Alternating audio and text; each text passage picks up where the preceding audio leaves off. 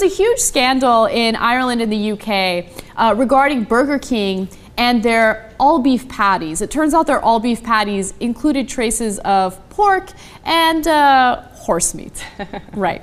So I don't even understand how this happened, but actually I do understand how it happened. The supplier in this case was looking to put filler into the all-beef patties, and the filler in this case ended up being pork and horse meat. Now, we don't know which parts of the pig, and we don't know which parts of the horse, but if it was used as filler, I'm guessing it's not, you know, prime cuts of meat. Yeah. So Burger King, as soon as the story broke, they're like, we're going to investigate and we're going to find out what happened. And they did find out, yes, there were some traces. And here's what they had to say in response to that. We have established that Silvercrest, which is their supplier, used a small percentage of beef imported from a non-approved supplier in Poland. They promised to deliver 100% British and Irish beef patties and have not done so. This is a clear violation of our specifications, and we have terminated our relationship with them. Wow. Well, you know what? I mean, there's so many reasons why I went vegan, and I'm definitely not going to take, you know, this opportunity to preach why I went vegan. But, you know, I think once somebody educates themselves, not only on, I mean, this is the least of their worries. There's so many of these stories that we aren't even aware of. I mean, first of all, the little, like, you know, grill mark on those patties is fake. So like when you get your, you know, your hamburger and you see that it's just come fresh off the grill, that's actually made in the factory. That marking. And, you know, here's the thing too with the horse meat. You know, if somebody wants to eat horse, then, you know, go, you can eat horse. I'm not going to eat horse and I don't agree with it, but you can eat horse. But here's the thing with this, you know, with a lot of these farms in Poland or even here in the States, the horses aren't raised as meat. So they do have a lot of contaminants in them. It's not even like viable for dog food.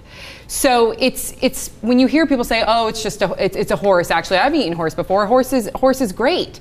They're not really understanding the fact that these aren't the horses that you would want raised for meat. Yeah. There's so many contaminants in them. Now, Burger King, to be fair, and of course this is just their claim, are saying that the meat that was served, even though it had traces of horse and pig, it wasn't unsafe and it did not pose a public health risk. I can guarantee you that horse meat had chemicals in it. Even though you're right, they said it was not tainted. I can guarantee you that it had chemicals in it. No, well, I guarantee you the beef has chemicals in it. Exactly. That's just the way that our food system works. You know, this is factory farming and everything. They pump it with hormones, pump it with chemicals. And it's so inhumane. And I think that was like the one reason that after I'd educated myself on how especially places like Burger King and McDonald's treat animals, it no longer became appetizing for me to consume them knowing how inhumanely they're treated. How long have you been a vegan? I was vegetarian for quite some time. I think I've been vegetarian since 2000, like right when I graduated from UCLA. And then I became vegan,